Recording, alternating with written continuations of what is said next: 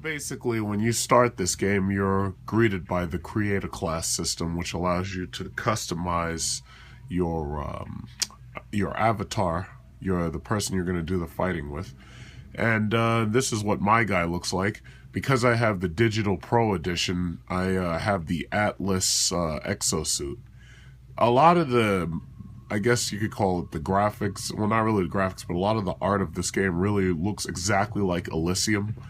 I mean, they made a couple of alterations to what things look like, but even Elysium takes after the movie anyway with Matt Damon, takes after the real life advanced combat armor that the U.S. Army is developing and whatnot. I don't think that's ever going to really work because they don't have power sources that can truly,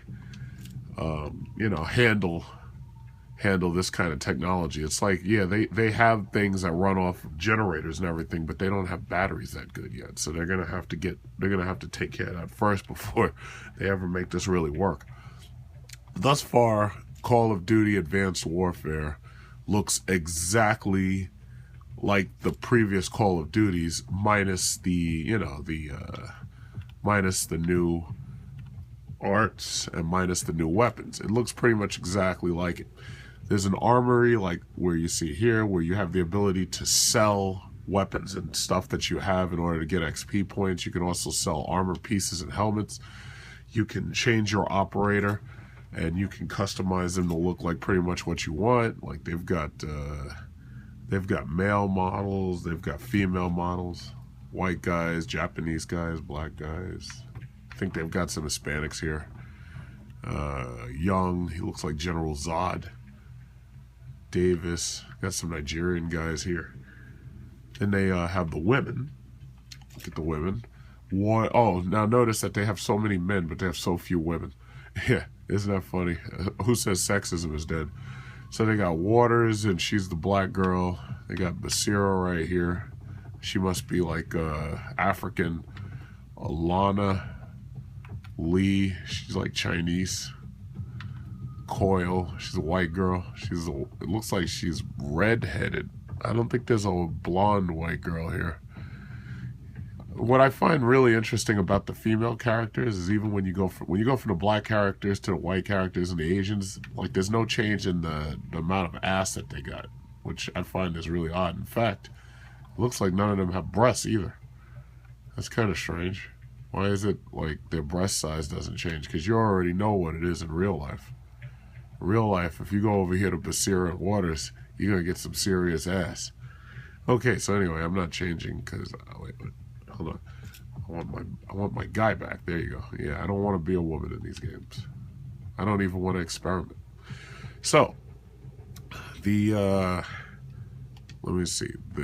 Just to show you which version I got, as you know, there was a choice. You either get the $100 version or you get the $60 or $70 version. And I got the one that was $100 because I figured instead of them trying to fuck me over later for extra money on the DLC, I might as well just buy it now, complete. And if I buy it complete, then, they can't get me later. So where is that? This is, if you're going to buy this game, you might as well buy the $99 version. But so far, the game hasn't really demonstrated much different to me than the other Call of Duty.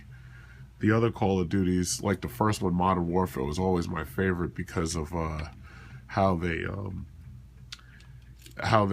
weapons, everything was so new about it. Like it was like every single thing was new about it, especially considering how you related to each other when you're fighting other people. Well, the thing about Call of Duty is, like, now that you've got a game like Battlefield 4 on the market that shows you everything that a first-person shooter can be, in my opinion, Battlefield 4 is the better game simply because it has so much more variety. You can fly helicopters, you can fly jets, you could drive tanks, you could get an armored personnel carrier, and you could take people from one part of the map to the other. You have to work as a team, yada, yada, yada. Battlefield 4 is better than Call of Duty in just about every way. However, Call of Duty still offers things that Battlefield 4 doesn't or can't.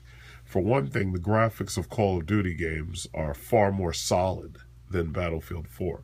Now, that's actually not a good thing, because in Battlefield 4 you can blow open walls, you can crumble buildings, and this, that, and other. But the solidness of the graphics actually makes the game feel more personal. The character models are much more. They feel and look more realistic. The gun weights, like when you're firing, how does the controller simulate the gun weight, or the like how good a difference is there between a pistol and a machine gun? Is so much better in Call of Duty, strangely enough. And they beta test these games for a really good long time, and they make these games feel as solid and as tight as they possibly can before they release them. Now, I haven't run into any glitches thus far, and I think the model that these video games have is really fucked up. You don't know whether it's a good game or not. You don't know whether the game is complete or not, but you're expected to buy the game in full long before it even comes out. I had started downloading the $99 version, the Digital Pro Edition. I started downloading it 2 days ago. And I couldn't play it all yesterday because you're forced to wait until Monday morning in order to play it. And I had to buy this thing outright, not knowing whether or not it was even a good game. And I already pretty much knew exactly what to expect. But I really think that gaming model is kind of not fair, because not only do they make you buy the game up front, not knowing whether it's good or not, on top of that, they have an embargo on any game reviewer who's bought this game, well, not really bought the game, but who received the game in order to review it and play it. And if you can't see game reviews, you have no way of knowing whether a game is good or not, or whether or not there's major glitches and bugs in a game. Because, a lot of people who bought Battlefield 4 wouldn't have bought it if they had known that the glitches in it would take a month to fix, or 2 months to fix. A lot of the people who bought Grand Theft Auto, 5, they probably wouldn't have bought it either if they had known that the multiplayer wouldn't be working for over 2 months. So, the model that they have is kind of unfair. But other than that, this game looks pretty good. The single-player story looks pretty good thus far. And, little kids love this game because there's a lot of twitch reflexes. There's not a lot of thinking going on. All you have to do is point at somebody and kill them.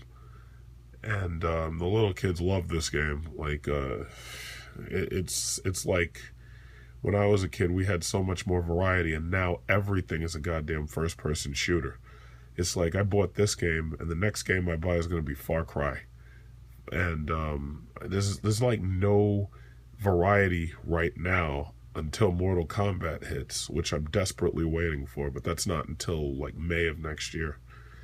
So anyway, this is Call of Duty. It looks exactly like the shit you've been playing for like the last 5 or 6 years or whatever. And that just in time for Veterans Day, this is what everybody's going to be doing.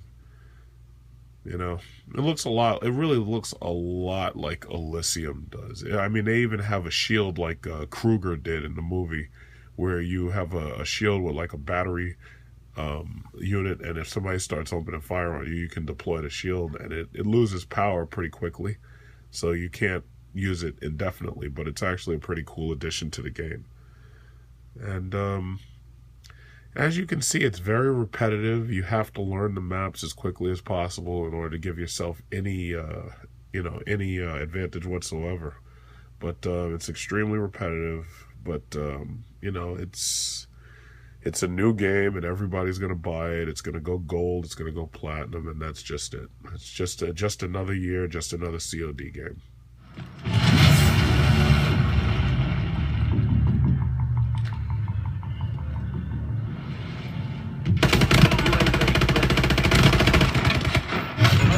Ready for deployment.